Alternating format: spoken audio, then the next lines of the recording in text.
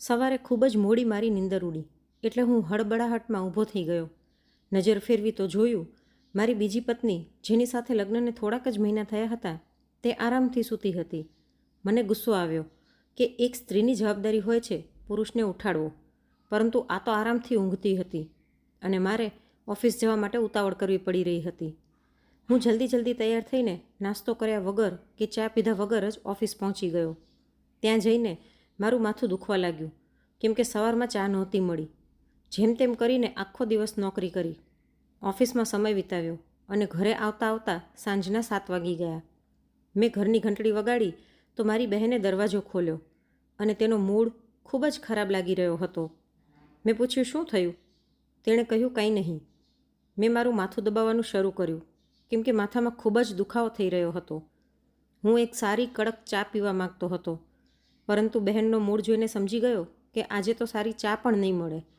હું ત્યાં જ બેસી ગયો. મમ્મી, જે રસોડામાં કામ કરી રહી હતી, મને જોઈને પાસે આવી અને પછી જ્યારે બોલવાનું શરૂ કર્યું તો ચૂપ જ ન થઈ. મમ્મીની વાતો સાંભળીને મારું માથું વધારે દુખવા લાગ્યું. મમ્મીનો એક જ રાગ હતો, તારી નવી પત્ની તો હર વખત પલંગમાં પડી રહે છે. અમારા લોકોનું શું, એ ઘરનું કોઈ પણ કામ નથી કરતી. પોતાનો રૂમ વ્યવસ્થિત કરી લે ને એ જ ઘણું છે. મને ખૂબ જ ગુસ્સો આવ્યો. મમ્મીની વાતો સાંભળીને ગુસ્સામાં હું મારા રૂમ તરફ ગયો તો એ જોઈને હેરાન રહી ગયો કે રૂમની હાલત ખૂબ જ ખરાબ હતી અને મારી પત્ની અરીસાની સામે બેસીને પોતાના ચહેરા પર મેકઅપ કરી રહી હતી. એ મને જોઈને મારી સામે હસી, પરંતુ એટલું પણ ન થયું કે ઊભી થઈને મને પાણી જ આપી દે. હું હેરાનીથી બસ એને જોતો જ રહી ગયો. મારે પોતે જ કહેવું પડ્યું કે હું ખૂબ જ થાકી ગયો છું, મને એક કપ ચા બનાવી દે. ત્યારે તેણે મારી તરફ જોયું અને કહ્યું, તમે આ કામ હેતલને કહી દો ને, એ ખૂબ જ સારી ચા બનાવે છે. મારું માથું દુખે છે, હું પણ પી લઈશ. એની વાત સાંભળીને હું એનો ચહેરો જોતો જ રહી ગયો. મનમાં થયું, તો શું આ કોઈ પણ કામ નહીં કરે?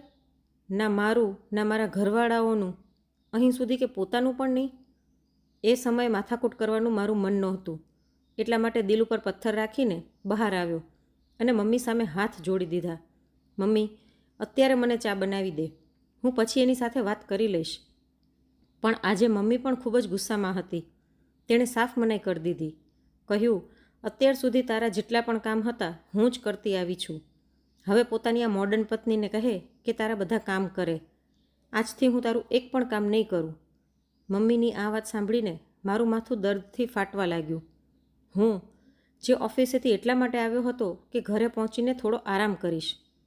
પત્ની, મમ્મી અને બહેનોના આ લડાઈ ઝઘડા સાંભળીને મને થયું કે હું ત્યાંથી ભાગી જાઉં, અને મેં ફક્ત વિચાર્યું જ નહીં પરંતુ કરી નાખ્યું.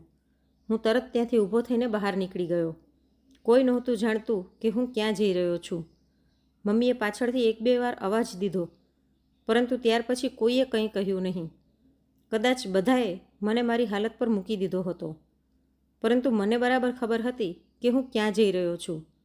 મેં એક ટેક્સી પકડી અને એ એડ્રેસ પર પહોંચી ગયો જ્યાં મારે જવું હતું. હું મારી પહેલી પત્નીને લેવા જઈ રહ્યો હતો, કેમ કે હવે હું થાકી ગયો હતો. એને ઘરની બહાર કાઢી પણ મેં જ હતી અને હવે લેવા પણ હું જ જઈ રહ્યો હતો. વર્ષ સુધી મેં તેની કોઈ ખોજ ખબર લીધી નહોતી. જેવો જ હું એની ગલીમાં પહોંચ્યો, મારી ટેક્સીમાંથી ઉતરતા જ એક કારે હોર્ન માર્યો. મેં પાછળ વળીને જોયું તો કાર ઊભી રહી ગઈ હતી. એમાંથી એક ખૂબ જ સુંદર મહિલા ઉતરી. જ્યારે મેં ધ્યાનથી જોયું તો મને લાગ્યું કે કદાચ હવે હું શ્વાસ પણ નહીં લઈ શકું. સામેનું દ્રશ્ય ચોંકાવાવાળું હતું. મને મારી આંખો પર વિશ્વાસ નહોતો થઈ રહ્યો કે આ બધું સાચે પણ થઈ શકે છે. હું ત્યાં જ અજીબ હાલતમાં ઊભો રહી ગયો અને તે મહિલા જે ગાડીથી ઉતરી હતી ધીરે ધીરે ચાલીને મારી પાસે આવી અને મને એવું એક વાક્ય કહ્યું જે સાંભળીને મને વિશ્વાસ થઈ ગયો કે હવે મારી બરબાદીને કોઈ નહીં રોકી શકે. હું, સમીર, આ સમયે પોતાના ઘરમાં ચૂપચાપ બેઠો પોતાના વીતેલા દિવસો વિશે વિચારી રહ્યો છું. મારો ભૂતકાળ કોઈ ખૂબ જ શાનદાર નહોતો, પરંતુ હવે જે કંઈ પણ મારી જિંદગીમાં થઈ રહ્યું છે એ જોઈને મને પોતાનો ભૂતકાળ ખૂબ જ યાદ આવવા લાગ્યો હતો. જ્યારે મારો જન્મ થયો હતો ત્યારે મેં પોતાને બહેનોની વચ્ચે ઘેરાયેલો જોયો. એટલે કે હું બાધાઓ અને પ્રાર્થનાઓથી મળવાવાળી સંતાન હતો, એકનો એક દીકરો. જે મા બાપની ઘણી બધી પ્રાર્થનાઓનું ફળ હતો. મારાથી મોટી 3 બહેનો હતી.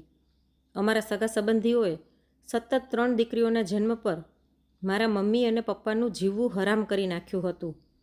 હું ઘણી વખત મારી બહેનો પાસે સાંભળતો હતો કે દાદીએ 3 દીકરીઓના જન્મ પછી મમ્મીને ઘરેથી કાઢવાની પૂરી યોજના બનાવી લીધી હતી, પરંતુ જલ્દી જ ભગવાને દીકરાની ખુશખબરી આપી દીધી. મમ્મી સાચા મનથી હર વખત પૂજાપાઠમાં લાગેલી રહેતી હતી. બસ એ જ પ્રાર્થના કરતી હતી કે આ વખતે દીકરો આવે, જેથી તેમની જિંદગી સુધરી જાય અને દાદી પણ તેમને પ્રેમ કરવા લાગે, પપ્પા પણ તેમને નફરત કરવાનું બંધ કરી દે અને ઘરમાં સુખ શાંતિ બની રહે. જ્યારે પણ હું આ કહાની સાંભળતો હતો, હસી પડતો, પરંતુ મમ્મીની આંખમાં આંસુ જોઈને મને સમજાઈ જતું હતું કે મમ્મી ઉપર શું શું વીતતું હશે. પછી મારો જન્મ થયો અને બધાના વિચાર બદલી ગયા. પપ્પાએ એ જ સમયે મમ્મી પાસે માફી માંગી લીધી હતી કે દીકરીઓ તેમના માટે સૌથી વધારે મહત્ત્વ રાખે છે, એ હવે સમજાણું છે. દાદીએ પણ મમ્મીને માફ કરી દીધા, જ્યારે થવું તો એમ જોઈતું હતું કે મમ્મી દાદીને માફ કરે. હશે, મમ્મી એ વાત માટે આભાર માનતા હતા કે ભગવાને તેમને દીકરો આપ્યો, નહીંતર તેમની જિંદગી હજી વધારે દુઃખદ થઈ જાત અને પપ્પા પણ દાદીની વાતોમાં આવીને તેમને છૂટાછેડા આપી દેત. મારો જન્મ મારા ઘરવાળાઓ માટે બરકતનું કારણ બન્યું, એટલા માટે હું ખૂબ જ લાડલો હતો અને એ જ લાડ પ્રેમમાં મેં પોતાની જિંદગીમાં ઘણા ખોટા નિર્ણયો લઈ લીધા, જેના કારણે આજે હું માથું પકડીને ખૂબ જ પછતાઈ રહ્યો છું. આ વાત ત્યારની છે જ્યારે હું સ્કૂલમાં ભણતો હતો. પપ્પાએ મને કહ્યું કે સ્કૂલ પછી થોડો સમય દુકાન પર વિતાવું. હું સ્કૂલમાં ખૂબ જ સારા અંક લાવતો હતો અને એ કારણે પપ્પા મને સમજાવતા હતા કે ભણતર જિંદગીમાં ખૂબ જ જરૂરી છે, પરંતુ ભણી ગણીને નોકરી કરવાને બદલે બેટા હંમેશા પોતાનો ધંધો અથવા તો વ્યવસાય કરજે. તેમણે નોકરી અને વ્યાપાર બંને કરીને જોયા હતા. ત્યારે તેમણે મને સાફ કહી દીધું હતું કે નોકરી એક પરિવારનું પેટ ભરે છે, જ્યારે વ્યાપાર પેઢીઓને સાચવી લે છે. હું એમની આ વાત સાંભળતો હતો, મનમાં ને મનમાં કહેતો હતો કે હું પપ્પાની વાત ઉપર જરૂર અમલ કરીશ. હું ભણવામાં હોશિયાર હતો, એટલા માટે પપ્પા મને ઘણી વખત સમજાવતા હતા કે ભણ્યા પછી થોડો સમય દુકાનને પણ આપ, જેથી તું વ્યાપારને સમજી શકે. હું આજ્ઞાકારી દીકરો હતો અને પપ્પાની વાતોને મહત્ત્વ દેતો હતો, એટલા માટે મેં તેમની વાત માનીને દુકાન પર બેસવાનું શરૂ કરી દીધું હતું. એ સમયે દુકાન પર એક ગુરુ આવતા હતા, જેમનું નામ હરિપ્રસાદ હતું. એ મને જોઈને મારા ખૂબ જ વખાણ કરતા રહેતા અને પપ્પાને કહેતા કે તમારો દીકરો ખૂબ જ આજ્ઞાકારી છે, મને તમારો દીકરો ખૂબ જ પસંદ છે. જો તમે ઈચ્છો તો આપણે આ મિત્રતાને સંબંધમાં બદલી શકીએ છીએ. હરિપ્રસાદ એ જ વ્યક્તિ હતા જેમણે મારા પપ્પાને વેપાર કરવાનું શીખડાવ્યું હતું અને આજે અમે બધા સુખ સમૃદ્ધિમાં જીવી રહ્યા હતા. હું એ સમયે ફક્ત 16 વર્ષનો હતો. હું એ વાત સમજી જ નહોતો શક્યો કે એ કયા સંબંધની વાત કરી રહ્યા છે. હું દુકાન ઉપર પણ મારા અભ્યાસનું જ વિચારતો રહેતો હતો. દુકાન પર ઓછું જ ધ્યાન આપતો હતો. જો મેં ધ્યાન દીધું હોત તો આજે જે હું માથા પર હાથ રાખીને રડી રહ્યો છું એવું ક્યારેય પણ ન થાત. વાત એમ હતી કે હરિપ્રસાદ સાહેબને પોતાની સૌથી નાની દીકરીની સૌથી વધારે ચિંતા હતી. તેમને બધી દીકરીઓ જ હતી અને સૌથી નાની દીકરીના લગ્ન હજી બાકી હતા. એ નાની ઉંમરની અને ખૂબ જ સુંદર હતી. તે હરિકાકાની ખૂબ જ સેવા કરતી હતી. કદાચ તેમને એ અંદાજો થઈ ગયો હતો કે હવે તેમનો અંતિમ સમય નજીક છે, એટલા માટે તેમણે પોતાની નાની દીકરીનો સંબંધ મારી સાથે કરવાનું વિચાર્યું, જે મારાથી ફક્ત 1 વર્ષ જ નાની હતી. એ સમયે હું અભ્યાસ કરતો હતો, એટલા માટે હું વાતને ટાળતો રહ્યો. પછી પપ્પાએ મને સાફ અને સ્પષ્ટ શબ્દોમાં સમજાવી દીધો કે હરિપ્રસાદ પોતાની દીકરીના લગ્ન તારા સાથે કરાવવા માંગે છે. મને પપ્પાની આ વાત બિલકુલ પણ પસંદ નહોતી આવી. હું અંકિતા સાથે લગ્ન નહોતો કરવા માગતો. આજે જ હરિકાકાના કહેવા પર અમે બધાએ તેને જોઈ પણ લીધી હતી. બહેનોને પણ અંકિતા કંઈ ખાસ પસંદ નહોતી આવી, પરંતુ પપ્પાના માન સન્માનમાં બધા ચૂપ હતા. જ્યારે મમ્મીને એ વાત ખબર પડી કે અમને અંકિતા પસંદ નથી, તો તેમણે પપ્પા સાથે ખૂબ જ માથાકૂટ કરી કે આ દુનિયામાં મારા દીકરા માટે છોકરીઓની કોઈ કમી નથી, તો પછી તમે કેમ અંકિતાના લગ્ન આની સાથે કરાવવા માગો છો? હરિપ્રસાદને કહો કે તે બીજા કોઈને પોતાનો જમાઈ બનાવી લે. જો તેમણે તમારા વ્યાપારમાં મદદ કરી છે અને તમને વ્યાપાર સંબંધિત ઉધાર વગેરે આપ્યું છે તો એનો એ મતલબ નથી કે આપણે એમની દીકરીને પોતાની વહુ બનાવી લઈએ. પપ્પા હવે વિચારમાં પડી ગયા હતા. હરિકાકાએ પપ્પા ઉપર ખૂબ જ ઉપકાર કર્યા હતા અને એ ઉપકાર પપ્પા ઘણી વખત મમ્મીથી પણ છુપાવતા હતા. દરેક મુશ્કેલ સમયમાં હરિકાકાએ પપ્પાનો સાથ આપ્યો હતો. તેમણે પપ્પાને પોતાના ભાઈ જેમ માન્યા હતા. એવામાં પપ્પા તેમની વાત કઈ રીતે ટાળી શકવાના હતા? આખરે પપ્પાએ મારી અને અંકિતાની સગાઈ નક્કી કરી નાખી. એ સમયે હું અભ્યાસ કરી રહ્યો હતો, એટલા માટે હરિકાકા લગ્ન માટે રાહ જોઈ રહ્યા હતા. નહીતર જો એમનું ચાલે તો તે આગલા જ દિવસે પોતાની દીકરી અંકિતાની વિદાય કરી નાખત. હરિકાકા ખૂબ જ બીમાર થઈ ગયા હતા અને તેમણે પપ્પાને જલ્દી લગ્ન કરવાની વિનંતી કરી હતી. પરંતુ કુદરતને કંઈક બીજું જ મંજૂર હતું. હરિકાકા તો બીમારીથી ઠીક થઈ ગયા, પરંતુ મારા પપ્પા જે બિલકુલ સ્વસ્થ હતા એ ગંભીર રૂપથી બીમાર પડી ગયા, અહીં સુધી કે તેમનું અવસાન થઈ ગયું. આ અમારા બધા માટે ખૂબ જ આઘાતજનક હતું અને અમે આ આઘાતને સહન નહોતા કરી શકતા. આવા સમયમાં હરિકાકા એકમાત્ર એવા વ્યક્તિ હતા જેમણે અમને સૌથી વધારે આશરો આપ્યો અને મારી ખૂબ જ સહાયતા કરી. મેં કોલેજનો અભ્યાસ પૂરો કરી લીધો હતો.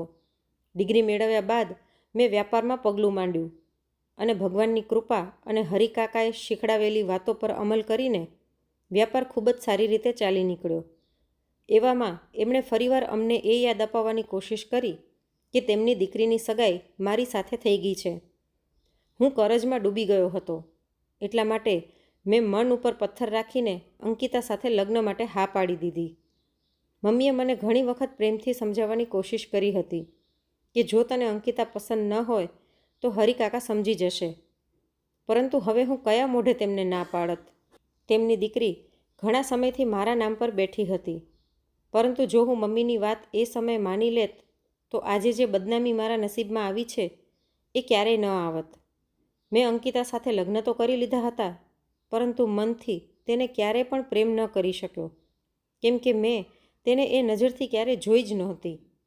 હું આ સંબંધ માટે મનથી તૈયાર પણ નહોતો. ઘરમાં આમ પણ મમ્મી અને બહેનો અંકિતાની વિરુદ્ધમાં હતા. તેમનું કહેવું હતું કે જ્યારે આપણો વેપાર સારી રીતે ચાલી નીકળ્યો છે તો આપણે શું કામે હરિકાકાનો ઉપકાર માનીને તેમની દીકરીને પોતાની વહુ બનાવી લઈએ? આ તો બિલકુલ સોદા જેવું થઈ ગયું. મેં બધાને ચૂપ રહેવાનું કહ્યું હતું, કેમ કે મારો અમુક કરજો હજી પણ હરિકાકા ઉપર બાકી હતો અને આવામાં આ સંબંધને ના પાડવી અમારા માટે મુશ્કેલી ઊભી કરી શકતું હતું. અંકિતાને તેમણે કંઈ પણ કર્યાવર આપ્યું નહીં. તેને ફક્ત થોડા કપડાં, વાસણ અને એક સોનાની ચેન આપવામાં આવી હતી. હું હેરાન રહી ગયો. મમ્મીએ પણ લગ્ન ઉપર વાંધો ઉપાડ્યો કે આટલા રૂપિયાવાળા વ્યક્તિ થઈને પણ તેણે પોતાની દીકરીને કંઈ આપ્યું નહીં. મેં એ વાતને પણ સહન કરી લીધી, પરંતુ પછી જે મારી જિંદગીમાં બદલાવ આવવાના શરૂ થયા તેમણે મને પૂરી રીતે બદલીને રાખી દીધો. હું જે દુકાન પર બેસતો ત્યાં સુંદર સુંદર મહિલાઓ આવતી, જેમના કપડાની ચમક, એમના ચહેરાની તાજગી અને હર્ષિતા જોઈને મારું પણ મન થતું કે મારી પત્ની પણ આવી રીતે સજી ધજીને મારી સામે રહે અને મારું મન મોહી લે. પરંતુ એવું ન થઈ શક્યું. જ્યારે પણ હું દુકાનથી ઘરે આવતો તો તે રસોડામાં જ વ્યસ્ત રહેતી. અમારા લગ્નને થોડાક જ મહિના થયા હતા. મેં એને લગ્નના પહેલા દિવસે જ સમજાવી દીધું હતું કે તેને મારી મમ્મી અને બહેનોનું ધ્યાન રાખવાનું છે, આ ઘરનું પણ ધ્યાન રાખવાનું છે અને મને પણ ખુશ રાખવાનો છે. લગ્નની પહેલી રાતે તેણે મારી સામે જોયું અને પૂછવાની કોશિશ કરી કે હું એકસાથે આટલા બધા કામ કઈ રીતે કરી શકું. મેં એને કહી દીધું કે એક સ્ત્રી આ બધું જ કરી શકે છે, બસ તેને સરખી રીતે બધું મેનેજ કરતાં આવડવું જોઈએ. એ સમયે તો મેં તેની સાથે વાત કરી લીધી, પરંતુ એ દિવસથી એ મારાથી ડરવા લાગી. હું 25 વર્ષનો થઈ ગયો હતો અને એ 24 વર્ષની હતી, પરંતુ એ એટલી ગરીબડી અને ડાઈ હતી કે મારી દરેક વાતને તરત માની લેતી હતી. મમ્મીની દરેક વાત એના માટે આદેશ જેમ હતી અને બહેનોની દરેક ઈચ્છાને પૂરી કરવી મારી ખુશી માટે જરૂરી સમજતી હતી. અમારા લગ્નને ફક્ત 2 મહિના જ થયા હતા કે હરિકાકાનું અવસાન થઈ ગયું અને મારી પત્ની પૂરી રીતે ભાંગી પડી. અંકિતાથી મને હજી પણ કોઈ વધારે લાગણી નહોતી થઈ શકી. એનું કારણ પણ સીધું હતું કે જ્યારે પણ હું ઘરે આવતો તો અંકિતા રસોડામાં વ્યસ્ત રહેતી. અહીં સુધી કે હું થાકીને ટીવી જોઈને જમી લેતો અને પછી મોબાઈલમાં ખોવાઈ જતો. એ મોડી રાત સુધી ઘરના બધા કામ પૂરા કરીને જ્યારે મારી પાસે આવતી તો હું સૂઈ જતો હતો. મેં તેને ઘણી વખત સમજાવી કે મારા માટે તૈયાર થઈને રહેતી જા. હું જ્યારે પણ આવું ત્યારે બધા કામ મૂકીને બસ મારી પાસે બેસી જા. 1-2 વખત તેણે એવું કર્યું પણ, પરંતુ મમ્મીએ તેને મારી સામે અપમાનિત કરી નાખી અને મારી બહેનોની સામે આંગળી ચીંધીને કહ્યું કે જ્યાં સુધી તેમની દીકરીઓના લગ્ન ન થઈ જાય ત્યાં સુધી વહુને એમની સામે સજવા ધજવાની કોઈ જરૂરત નથી. અંકિતાએ રડતા રડતા મારી તરફ જોયું અને મેં પણ એને એમ જ કહ્યું કે મમ્મીની વાત માન. કેમ કે હકીકત તો એ જ હતી કે હું ઈચ્છતો હતો કે અંકિતા ફક્ત મારા માટે સજી ધજીને રહે અને ઘરના કોઈ કામ ના કરે. રાત્રે પણ તેનામાંથી લસણ ડુંગળીની એટલે કે રસોડાના બધા મસાલાઓની ગંધ આવતી રહેતી. 1-2 વખત તો મેં નારાજ થઈને તેને પોતાનાથી દૂર કરી દીધી અને બસ એટલું કહ્યું કે કમસે કમ મારી પાસે નાહી ધોઈને આવતી જા. એ મને જોતી રહી જતી અને પછી રડવા લાગતી. હું વધારે ગુસ્સામાં આવી જતો અને કહેતો કે તું અહીંથી જતી રહે. તું મારી પત્ની બનવાને લાયક છે જ નહીં. મેં તારી સાથે લગ્ન કરીને ઉપકાર કર્યો, પરંતુ તે મારી જિંદગીને નરક બનાવી દીધી છે. તું મારી જિંદગીમાં ધરાર ઘૂસી આવી છે અને હવે બેસીને આંસુ વહાવી રહી છે. મમ્મીને પણ તેનાથી હર વખત ફરિયાદ રહેતી હતી. હું જ્યારે પણ ઘરે આવતો તો મમ્મી તેની ફરિયાદ લઈને બેસી જતી. એની હિંમત નહોતી કે એણે ક્યારેય મમ્મી તરફ આંખ ઉપાડીને જોયું હોય અથવા તો તેમની કોઈ વાતનો સામો જવાબ દીધો હોય. છતાં પણ મમ્મી તેનાથી ખુશ થતી નહોતી અને હું, જે પહેલાં જ તેને એક નોકરાણીની જેમ ઘરમાં કામ કરતા જોતો હતો, મારો મૂડ ખરાબ થઈ જતો હતો. એ મારી વાતો ઉપર ધ્યાન દેતી નહોતી, પરંતુ મમ્મી અને બહેનોથી ડરી સહેમી રહેતી હતી. દરેક વાતમાં એમની સેવાને પોતાનું કર્તવ્ય સમજતી હતી અને કદાચ પતિના અધિકાર ભૂલી ગઈ હતી અથવા તો મારામાં જ કોઈ કમી હતી. હું તેને ઘણી વખત કહેતો હતો કે પોતાના ઉપર પણ ધ્યાન આપ, પરંતુ બીજી બાજુ મારી બેવડી વિચારસરણીની પણ કોઈ હદ નહોતી. હું તેને આંગળી ઉપાડીને ધમકાવવાના અંદાજમાં એમ પણ કહેતો હતો કે મારી મમ્મી અને બહેનોને તારાથી કોઈ ફરિયાદ ન થવી જોઈએ. એના પરિણામમાં મેં એને મારવાનું શરૂ કરી દીધું અને મારા માટે પત્ની બનીને રહેવાના બદલે તેણે મારા આદેશોનું પાલન કરવાનું શરૂ કરી દીધું, જેથી મારી મમ્મી અને બહેનોને કોઈ પરેશાની ના થાય. આજે જ્યારે હું દુકાનેથી થાકીને પાછો આવ્યો તો મેં ખાસ તેને સૂચના આપી હતી કે તું ઘરે તૈયાર રહેજે, હું તને બહાર ફરવા લઈ જઈશ. એનાથી તેનું મન ખુશીથી ખીલી ઉઠ્યું હતું. હું ઘણા દિવસોથી તેને ઉદાસ જોઈ રહ્યો હતો.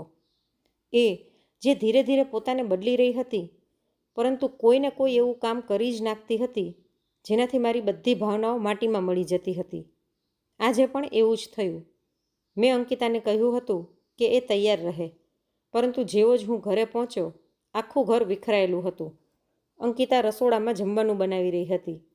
પૂછવા પર જણાવવામાં આવ્યું કે બહેનને જોવા કોઈ આવી રહ્યા છે. મારો મૂડ ખૂબ જ બગડી ગયો, પરંતુ મેં મમ્મીને કંઈ પણ કહેવાને બદલે અંકિતાને રૂમમાં બોલાવી અને તેને જોરદાર થપ્પડ મારી. એમ પણ કહ્યું કે તેણે મારા મેસેજનો જવાબ કેમ ન આપ્યો. જો એ મને પહેલાં જણાવી દેત તો મને એટલું દુઃખ ન થાત.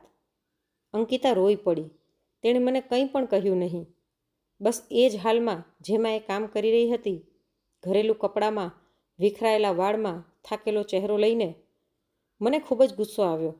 એ મહેમાનો માટે તૈયારી કરતી રહી અહીં સુધી કે રાત પડી ગઈ અને એ જ કપડામાં હાજર રહી. જ્યારે રાત્રે તે રૂમમાં આવી તો મેં ફરી એને થપ્પડ મારી અને કહ્યું કે તું એક ગંદી સ્ત્રી છો. તું ક્યારે પણ પતિની વાતો પર અમલ નથી કરી શકતી.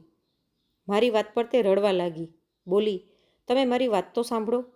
મમ્મીએ મને કહ્યું હતું કે જો આજે કોઈ પણ ભૂલ થઈ તો એ મને ઘરમાંથી કાઢી નાખશે, પરંતુ મેં એની એક પણ વાત સાંભળી નહીં. આજે મારું મન હતું તેની સાથે સમય વિતાવવાનું, પરંતુ એનામાંથી મસાલાઓની તીખી ગંધ આવી રહી હતી, જેનાથી મારા નાકમાં બળવા લાગ્યું હતું. એ પરસેવાથી ભીંજાયેલી હતી અને એની હાલત જોઈને મને વધારે ગુસ્સો આવ્યો. મેં કહ્યું, આ શું હાલત બનાવી રાખી છે તે? તને સમજાતું નથી કે મને એક સુંદર સજેલી સ્ત્રી જોઈએ જે મને સુખ આપે, અને તે 6 મહિનાની અંદર મારી હાલત જ ખરાબ કરી નાખી છે. તું મારી એક પણ વાતનું માન નથી રાખી શકતી. તું મારા ઘરમાંથી નીકળી જા. મેં તેને રૂમમાંથી બહાર કાઢી નાખી. તેના રડવાની પણ મને કોઈ ચિંતા હતી નહીં. એની વાત પણ સાંભળી નહીં. જ્યારે એ સફાઈમાં એમ કહી રહી હતી કે મમ્મીએ મને સખ્તાઈથી કહ્યું હતું કે પોતાના રૂમમાં ન જતી, એ રડતા રડતા બસ એમ જ કહેતી જતી હતી. પરંતુ હું એ પણ ભૂલી ગયો હતો કે એ એક અનાથ છે. ના મા છે, ના બાપ. બહેનોના લગ્ન થઈ ગયા છે અને તે પોતપોતાના ઘરમાં વ્યસ્ત છે. એવામાં તે ક્યાં જશે? મારા ઉપર તો બસ જુનૂન હતું કે આ છોકરી મારી ઈચ્છા અનુસાર તૈયાર નથી થતી, મારું મન રીઝવતી નથી. હર સમયે તેનામાંથી લસણ ડુંગળી અને તેજ મસાલાઓની ગંધ આવતી રહેતી હતી. મમ્મી અને બહેનો પણ આ બધું જોઈને ચૂપ રહી હતી અને મેં પોતાનો રૂમ બંધ કરી લીધો હતો. હું ખૂબ જ ગુસ્સામાં હતો. મેં તેને છૂટાછેડા તો ન આપ્યા, પરંતુ તેને ઘરમાંથી બહાર નીકળવાનો આદેશ આપી દીધો. રાત્રે ખબર નહીં કયા પહેરમાં મને નીંદર આવી ગઈ. બહાર ઘણીવાર સુધી શોરબકોર થતો રહ્યો, જે પછી શાંત થઈ ગયો. મેં એટલું પણ ન વિચાર્યું કે ઊભો થઈને જોઈ લઉં. આખરે એ મારી પત્ની હતી, એના ઉપર શું વીતી હશે. પરંતુ હું પોતે જ અત્યાચારી બની ગયો હતો. તેના ઉપર મેં જુલમ કર્યા અને તેને ઘરની બહાર કાઢી મૂકી. હું ભલા કઈ રીતે એની તરફેણ કરતો અને જઈને એ ભાળ મેળવતો કે એ કેવું મહેસૂસ કરી રહી છે. દિલ પથ્થર જેવું થઈ ગયું હતું. કદાચ ભૂલ મારી પણ નહોતી. ખબર નહીં કોની ભૂલ હતી. મને તો આજ સુધી સમજાણું જ નથી. બહાર ઘણીવાર સુધી અવાજ આવ્યો, પછી બંધ થઈ ગયો હતો અને ત્યારે હું ગાઢ નીંદરમાં ડૂબી ગયો હતો. સવારે જ્યારે હું રૂમમાંથી બહાર નીકળ્યો તો ટેબલ ઉપર નાસ્તો તૈયાર હતો. મમ્મીએ હસીને મને ગળે લગાવ્યો અને બોલી, મુબારક હો બેટા, એ ચૂડેલ તારી જિંદગીમાંથી જતી રહી છે. મેં તેને તારી જિંદગીમાંથી નીકાળી દીધી છે. રાત્રે એ તારાથી અને તારી બહેનોથી ખૂબ જ અસંસ્કારી વર્તન કરી રહી હતી. એને અહીં ન રાખવામાં આવે એ જ મેં બરાબર સમજ્યું. તે એને મૂકી દીધી છે, છૂટાછેડા નથી આપ્યા અને ના એ કોઈ મુશ્કેલીનો શિકાર હતી. કદાચ હું પોતે પોતાની હાલતને સમજી નહોતો શકતો, એટલા માટે મમ્મીની વાતનો કોઈ જવાબ દીધો નહીં. નાસ્તો કરીને હું દુકાન પર જતો રહ્યો. થોડા દિવસો સુધી હું ખૂબ જ પરેશાન રહ્યો. ધંધા ઉપર પણ ધ્યાન નહોતો આપી શકતો અને ધીરે ધીરે મારો કારોબાર પૂરી રીતે ઠપ થઈ ગયો. સારું એ હતું કે સારા સમયમાં અભ્યાસ કરી લીધો હતો, એટલા માટે નોકરી જલ્દી મળી ગઈ અને કોઈ કઠિનાઈ ન થઈ. દુકાન બંધ થઈ ગઈ હતી, પરંતુ મને આશા હતી કે એક દિવસ જરૂર દુકાન ફરીવાર ખોલીશ. ત્યાં સુધી હું નોકરીથી જ ગુજારો કરીશ. 1 મહિનાની અંદર રોજગાર કઈ રીતે ખતમ થઈ ગયો. આ બધું થવા દરમિયાન મને કંઈ પણ સમજાઈ નહોતું રહ્યું. આ બધા દરમિયાન એક ક્ષણ માટે પણ મારું ધ્યાન મારી પત્ની તરફ નહોતું ગયું. મમ્મીએ મારા માટે નવી છોકરીઓ જોવાનું શરૂ કરી દીધું હતું, કેમ કે એ શરૂઆતથી જ અંકિતાની વિરુદ્ધમાં હતા અને તેમણે તેને મારી પત્નીના રૂપમાં ક્યારેય પણ સ્વીકાર કરી નહોતી. એટલા માટે મેં પણ એને પોતાના મનમાંથી પૂરી રીતે નીકાળી દીધી હતી. એ પણ પોતાની જિંદગીમાં આગળ વધવાનું વિચારવા લાગી હતી. ત્યારે ઓફિસમાં એક સુંદર અને આધુનિક છોકરી અંદર દાખલ થઈ અને પહેલી જ નજરમાં મને તે ખૂબ જ પસંદ આવી ગઈ. એ ખૂબ જ મોડર્ન હતી, પોતાને ખૂબ જ સારી રીતે બની ઠણીને રાખવાવાળી. તેનો ચહેરો હંમેશા ખીલેલો અને તાજો દેખાતો હતો. હળવો એવો મેકઅપ પણ એને હજી વધારે સુંદર બનાવી દેતો અને એ બધાના હૃદયના ધબકારા બની ગઈ હતી. હું પણ જોવામાં સારો એવો હતો, એટલા માટે મેં એનાથી મિત્રતા માટે પહેલ કરી. એવું લાગ્યું જાણે એ પણ મારી જ રાહ જોઈ રહી હતી. પછી અમારા બંનેની વચ્ચે 2 મહિના સુધી પ્રેમ સંબંધ ચાલ્યો. મમ્મીને તે છોકરી પસંદ તો આવી, પરંતુ કદાચ તે મારા લગ્ન તેનાથી કરાવવા નહોતી માગતી. પરંતુ આ વખતે મેં એકદમ સાફ સાફ કહી દીધું કે હું લગ્ન કરીશ તો સ્વીટી સાથે જ કરીશ, એના સિવાય બીજા કોઈથી નહીં. અને આવી રીતે મેં તે જ વર્તનથી પોતાની આધુનિક ગર્લફ્રેન્ડ સાથે લગ્ન કરી લીધા અને તેને પોતાના ઘરે લઈ આવ્યો. એ મારા ઘરમાં ખૂબ જ ખુશ રહેતી હતી. હું સવારે ઉઠતો તો તેનો સુંદર ચહેરો મારી આંખોની સામે રહેતો. એનામાંથી હંમેશા હળવી સુગંધ આવતી રહેતી હતી. લગ્નના શરૂઆતના થોડા મહિના ખૂબ જ સારી રીતે વીત્યા, પરંતુ પછી મમ્મીએ મારી પાસે આવીને ફરિયાદ કરવાની શરૂ કરી દીધી કે તારી પત્ની કોઈ પણ કામ નથી કરતી. મમ્મી આ બાબતમાં બિલકુલ બરાબર હતી. એ ઘણી વખત મને કહેતી કે તારી પત્ની સૂરજ માથા ઉપર ચડે ત્યાં સુધી સૂતી રહે છે અને પછી ઉઠીને પોતાનો નાસ્તો જાતે બનાવવાની બદલે તારી બહેનને હુકમ આપે છે કે તે નાસ્તો બનાવીને આપે. એ ના તો પોતાના કામ કરે છે અને ના બીજા કોઈ કામમાં મદદ કરાવે છે. આવી પત્નીનો શું ફાયદો? હું તેની સાથે ખૂબ જ સુંદર રાતો વિતાવી રહ્યો હતો. મેં મમ્મીને કહી દીધું કે હવે હું તેને સમજાવીશ, પરંતુ હકીકતમાં મેં એને ફક્ત નરમીથી એટલું કહ્યું કે એ ઘરના કામોમાં પણ થોડો રસ લે. એ હર સમય સજી ધજીને રહેતી, નવા નવા કપડાં પહેરતી અને મારું મન ખુશ કરતી રહેતી. આ દરમિયાન હું મારી પહેલી પત્નીને પૂરી રીતે ભૂલી ગયો હતો. મેં પોતાની બીજી પત્નીને એમ પણ નહોતું કીધું કે પહેલાં પણ મારા લગ્ન થઈ ગયા છે. એની હાજરીમાં જાણે મારી જીભ બંધ થઈ જતી હતી. પરંતુ મારા ઘરવાળાઓએ મારા દિમાગમાં ખૂબ જ તણાવ ભરી દીધો હતો. મારી બહેનના લગ્ન નજીક આવી રહ્યા હતા, તો મમ્મીને ઘણા બધા કામ કરવાના હતા. પરંતુ મારી પત્નીએ પોતાની દિનચર્યા બદલી નહીં. તે મોડેથી ઉઠતી અને પછી મારી બહેનોને આદેશ આપતી. સાંજ સુધી પોતાના ઉપર જ ધ્યાન આપતી.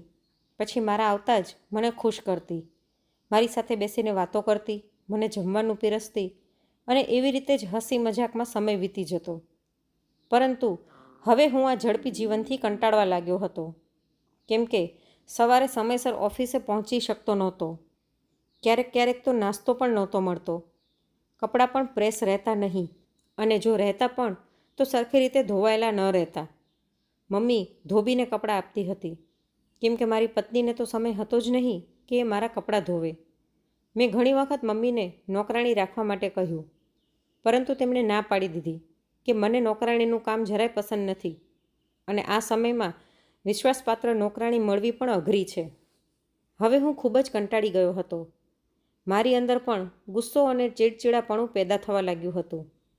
મારી પત્ની પોતાના ઉપર તો પૂરું ધ્યાન દેતી, પરંતુ એને મારા કામમાં કોઈ રસ હતો જ નહીં. આજે પણ સવારે મોડી મારી નીંદર ઉડી. હું જલ્દી ઓફિસ પહોંચ્યો. માથામાં ખૂબ જ દુખાવો થઈ રહ્યો હતો, કેમ કે સવારમાં મને ચા પણ મળી નહોતી. પત્ની આરામથી સૂતી હતી. ઘરે પાછા આવીને જ્યારે બહેનને ચા બનાવવા માટે કહ્યું તો તેણે સાફ મનાઈ કરી દીધી. મમ્મીએ પણ મારા બધા કામમાંથી હાથ ખેંચી લીધો હતો. હું થાકી હારીને પોતાના રૂમમાં ગયો તો મારી પત્ની તૈયાર થઈને બેઠી હતી અને મને જોઈને મારી સામે હસી રહી હતી. મેં તેને કહ્યું કે તું ઘરના કામો ઉપર પણ ધ્યાન દેતી જા. તો એનો ચહેરો ઉતરી ગયો અને તેણે મારી સામે રાડ પાડીને અપમાનજનક રીતે વાત કરી અને કહ્યું, હું તારી નોકરાણી નથી, તારી પત્ની છું. મારું જે મન થશે એ જ કરીશ. મારું માથું પહેલાંથી જ દુખી રહ્યું હતું, એટલા માટે મેં ફરી એક વખત મમ્મીને વિનંતી કરી કે મને ચા બનાવી દે, પરંતુ તેમણે ના પાડી. એટલે મારી અંદર જાણે આગ લાગી ગઈ અને મને એ હસ્તી યાદ આવી જેણે મારી સેવામાં કોઈ કમી રાખી નહોતી. એ સમયે પણ હું ફક્ત પોતાના વિશે જ વિચારી રહ્યો હતો. હું મારી બીજી પત્નીને પણ છોડી નહોતો શકતો, કેમ કે એની અદાઓએ મને ઘાયલ કરી રાખ્યો હતો. એ જ સમયે હું ઘરેથી નીકળી પડ્યો, કેમ કે મારા દિમાગે મને એક અનોખી રાહ દેખાડી હતી. હું જે લગભગ 7-8 મહિનાથી પોતાની પહેલી પત્નીનો ચહેરો પણ જોઈ શક્યો નહોતો, ના એના વિશે કોઈ જાણકારી લીધી હતી, ના એ ખબર લીધી કે એ કેમ છે, શું કરી રહી છે, આ દુનિયામાં છે પણ કે નહીં. મને તેનો ખ્યાલ આવ્યો હતો. મારા મને એમ સમજાવ્યું કે અંકિતાને નોકરાણી તરીકે ઘરમાં રાખવામાં આવે. એને નોકરાણીની જેમ ઘરે રાખીશ અને બીજી પત્ની સાથે સુખ મેળવીશ. આ વિચાર મનમાં આવતા જ હું ખુશ થઈ ગયો અને મેં કહ્યું કે અંકિતાને માફી માગીને પાછી લઈ આવીશ, જેથી એ મારી બહેનો અને મારી મમ્મીને કામ કરાવી શકે. આ રીતે ઘરના પણ બધા ખુશ રહેશે અને હું મારી બીજી પત્નીની સાથે પોતાની જિંદગીમાં સુખ ચેનથી રહી શકીશ.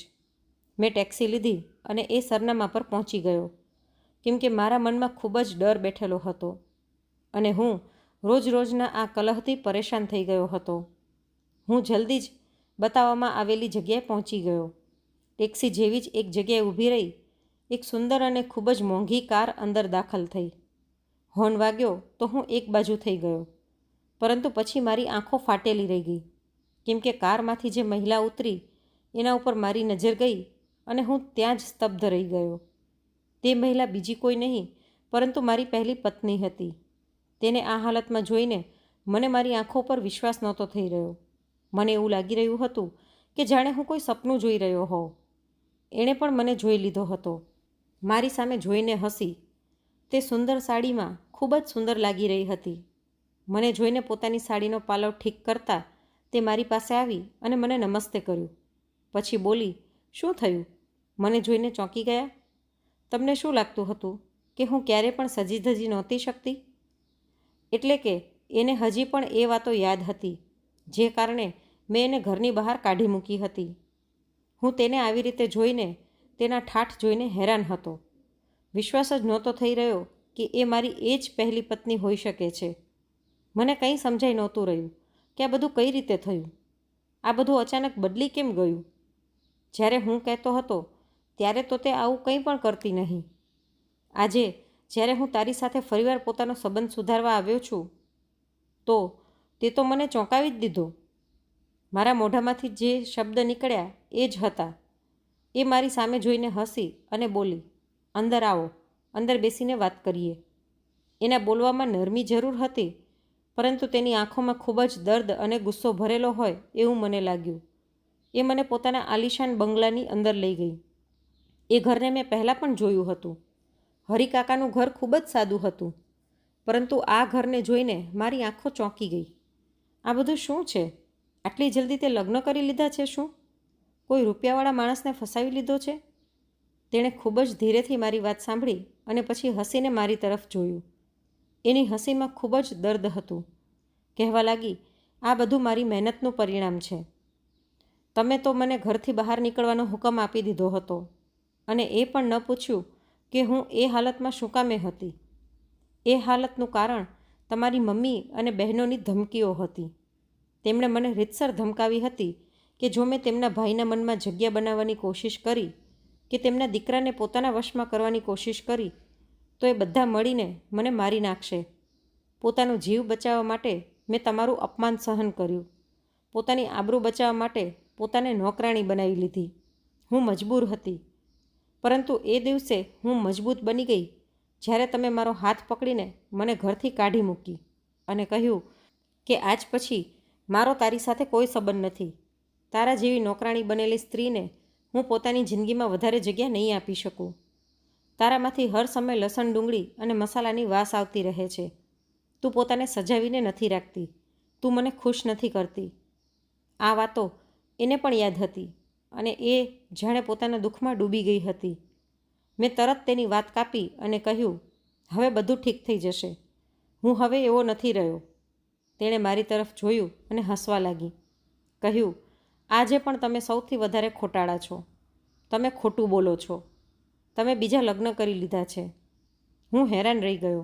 મારા બીજા લગ્નની ખબર ફક્ત મારા ઘરવાળાઓને હતી, બીજા કોઈને નહીં. તમારી બીજી પત્નીને હું ઓળખું છું. એ ખૂબ જ આધુનિક છે. તમને ખુશ રાખતી હશે અને હું પણ એમ જ ઈચ્છું છું કે હવે એ જ તમારી જિંદગીમાં રહે. એ અલગ વાત છે કે બીજા લગ્ન તમે બધાથી છુપાવીને રાખ્યા, પરંતુ સમય દરેક હકીકતને બધાની સામે લાવી દે છે. આમ પણ મારે તમને એક અમાનત આપવાની હતી. આશા છે કે તમે ખોટું નહીં લગાડો. તેણે પોતાના પર્સમાંથી એક કવર કાઢ્યું અને મારી તરફ આગળ વધાર્યું. હું ઈચ્છું છું કે તમે આ કવર પોતાના ઘરે જઈને ખોલો, જેથી તમને સંતોષ થઈ જાય અને ત્યાર પછી મને મારો જવાબ જોઈએ. તેની વાતો સાંભળીને અને તેનો અંદાજ જોઈને મારા મનમાં ખ્યાલ આવ્યો કે કદાચ તેણે પણ મને માફ કરી દીધો છે. હવે તે મને ક્યારે પણ છોડીને નહીં જાય. આમ પણ તેની આરામદાયક અને સુખ સુવિધાથી ભરેલી જિંદગી જોઈને મારું મન લલચાઈ ગયું અને હું લાલચમાં આવી ગયો. તું મારી સાથે મારા ઘરે ચાલ. તારી સાચી જગ્યા ત્યાં જ છે. તું આ કવર મને શું કામે દઈ રહી છે? મને બસ તારો સાથ જોઈએ. આગલી જ ક્ષણ હું બદલી ગયો હતો. મારા મોઢામાંથી લાળ ટપકવા લાગી હતી. ન ફક્ત તેને જોઈને, પરંતુ તેની અઢળક સંપત્તિ જોઈને. હું એ મૂંઝવણમાં હતો કે હરિકાકાએ તો વારસામાં કંઈ પણ છોડ્યું નહોતું. ના પોતાની દીકરીના નામે કંઈ કર્યું હતું, તો પછી આ બધું કઈ રીતે શક્ય થઈ શક્યું? મારી પત્ની મારી માનસિક મૂંઝવણને સારી રીતે સમજી રહી હતી. તેણે કહ્યું, હું તમને કહી દઉં છું કે આ બધું કઈ રીતે થયું. આ મારા પિતાની છોડેલી સંપત્તિ સિવાય મારી પોતાની મહેનતનું પરિણામ છે. અહીં શહેરમાં મેં 3-4 બુટીક ખોલી લીધા છે અને તમારી બેવફાઈને દિલથી લગાડવાને બદલે મેં પોતાના ઉપર ધ્યાન આપ્યું. પોતે મહેનત કરી અને આજે જુઓ, અહીં કેટલા નોકર ચાકર છે જે મારી આગળ પાછળ ફરતા રહે છે. પરંતુ હવે મને તમારાથી એક જ વસ્તુ જોઈએ અને આશા છે કે તમે એને જરૂર પૂરી કરશો. હું લાલચમાં આવીને તેને જલ્દીથી અલવિદા કહીને પાછો ઘરે આવી ગયો, કેમ કે મારે મારી મમ્મી અને બહેનોને બતાવવાનું હતું કે મારી પહેલી પત્ની હવે ખૂબ જ વધારે રૂપિયાવાળી થઈ ગઈ છે. આપણા સારા દિવસો આવવાના છે અને હવે હું તેના સિવાય બીજા કોઈને પોતાની જિંદગીમાં નહીં રાખી શકું. જેવો જ હું ઘરે પહોંચ્યો અને મમ્મીને બધી વાત જણાવી તો તેની આંખો હેરાનીથી ફાટેલી રહી ગઈ. મારી બીજી પત્નીને પણ ખબર પડી ગઈ કે હું પહેલાંથી પરિણીત છું. એણે મારી સાથે ખૂબ ઝઘડો કર્યો, પરંતુ મેં તેની કોઈ ચિંતા કરી નહીં અને એ જ સમયે તેને ઊભા ઊભા છૂટાછેડા આપી દીધા, કેમ કે તેનું તૈયાર થઈને બની ઠણીને રહેવું મને કોઈ કામનું નહોતું લાગી રહ્યું. પરંતુ મારા ઘરમાં એક બીજી ઉથલપુથલ શરૂ થઈ ગઈ હતી. તેના જતાં જ મેં તરત પેલું કવર ખોલ્યું અને આગલી જ ક્ષણે એવું લાગ્યું જાણે મારા માથા પર આભ તૂટી પડ્યું. એ કવરમાં છૂટાછેડાના કાગળ હતા અને સાથે જ એક ચિઠ્ઠી હતી જેમાં લખ્યું હતું કે પોતાની મા અને બહેનોની સેવા કરવી તમારી ફરજ છે, પરંતુ એના બદલે પોતાની પત્નીને ભૂલી જવું, તેની સાથે અપમાનજનક વ્યવહાર કરવો, તેને નીચી દેખાડવી એ ખૂબ જ મોટું પાપ છે. તમે એ પાપના દોષી છો અને એની સજા એ છે કે તમે આ છૂટાછેડાના કાગળ પર હસ્તાક્ષર કરી દો, કેમ કે હું હવે વિધિવત રૂપથી તમારાથી અલગ થઈ ગઈ છું. ભલે તમે હસ્તાક્ષર કરો કે ન કરો, મારી નજરમાં હવે તમે મારા પતિ નથી રહ્યા અને કોર્ટ પણ એ જ નિર્ણય સંભળાવી ચૂકી છે. હું એકદમ જાણે પથ્થરનો થઈ ગયો. મમ્મી અને બહેનો અલગ ચિંતિત હતી. ના તો પહેલી પત્ની મારી સાથે રહી શકી અને ના બીજી પત્નીને હું પોતાની સાથે રાખી શક્યો. મેં ધ્રુજતા હાથે છૂટાછેડાના કાગળ પર હસ્તાક્ષર કર્યા. એના થોડાક જ દિવસો પછી મને એક આમંત્રણ મળ્યું. મારી પહેલી પત્ની, જે મારી પત્ની નથી રહી, તેના લગ્ન એક ખૂબ જ પ્રતિષ્ઠિત ઘરમાં નક્કી થઈ ગયા હતા અને તે ખૂબ જ ખુશ હતી. તેણે મને નિમંત્રણ મોકલ્યું હતું, અથવા તો કદાચ તેણે મારા ચહેરા પર આ નિમંત્રણ પત્ર મોકલીને એક તમાચો માર્યો હતો. મને ખબર પડી કે તેણે પોતાના લગ્નમાં ખૂબ રૂપિયા ખર્ચ કર્યા અને ખૂબ જ સુંદર લાગી રહી હતી, પરંતુ હું તો અવસાદમાં ડૂબી ગયો હતો. પોતાની નોકરી મૂકીને ઘરમાં જ બેઠેલો હતો. આવી રીતે બહેનો અને મમ્મીની વાતો સાંભળી રહ્યો હતો. ઘરનું વાતાવરણ એવું જ હતું, કડવાહટ અને કટુતાથી ભરેલું. મમ્મીને લાગતું હતું કે બધો દોષ મારો હતો, પરંતુ મને લાગતું હતું કે મારી મમ્મી અને બહેનોએ જ મારું ઘર વસવા દીધું નહીં. કદાચ એકના એક દીકરાની સાથે એવું જ બધું થતું આવ્યું છે અને કદાચ મારી પોતાની સમજણ પણ ક્યાંક ખોવાઈ ગઈ હતી. એટલા માટે આજે હું પછતાઈ રહ્યો છું. મારી બંને પત્નીઓ મને મૂકીને જતી રહી છે અને હવે મારી પાસે પસ્તાવા સિવાય કંઈ બચ્યું નથી. હું રોજ મમ્મી અને બહેનોના ટોણા સાંભળું છું, નોકરી શોધું છું, કેમ કે મારી નોકરી પણ હાથમાંથી જતી રહી છે. ઘરમાં હવે હાલાત એટલા ખરાબ છે કે અંદરો અંદર ઝઘડા સામાન્ય થઈ ગયા છે. વ્યાપાર તો પહેલાં જ ઠપ થઈ ગયો હતો. હવે મને સમજાઈ ગયું હતું કે કોઈનું પણ દિલ દુખાવવું જોઈએ નહીં. જો કોઈ સહન કરી રહ્યું છે તો એ તેની ભલમનસાઈ છે, પરંતુ જો એના મનમાંથી આહ નીકળે છે તો એ સીધી ઉપર જઈને અસર કરે છે અને વ્યક્તિને ક્યાંયનો નથી રહેવા દેતી. મારી મમ્મી, બહેનો અને મેં પોતે પણ મારી પહેલી પત્નીની સાથે સારો વ્યવહાર નહોતો કર્યો. એટલા માટે આજે અમે દરની ઠોકરો ખાઈ રહ્યા છીએ અને પોતાના ઉપર જ ગુસ્સો કરી રહ્યા છીએ. થોડા સમય સુધી આવું જ ચાલતું રહ્યું અને પછી મેં હિંમત ભેગી કરી. હવે વ્યાપાર તો ચાલી રહ્યો છે, પરંતુ પહેલાં જેવી બરકત નથી રહી અને એક એવો ભેદ હતો જે મેં આજ સુધી કોઈને પણ કહ્યો નહોતો. આ વ્યાપારને ફરીવાર ઊભો કરવામાં મારી પહેલી પત્નીએ મદદ કરી હતી. તેણે મને આ હાલતમાં જોઈને થોડા રૂપિયા આપ્યા હતા, જેથી હું કમસે કમ 2 સમયનો રોટલો તો કમાઈ શકું.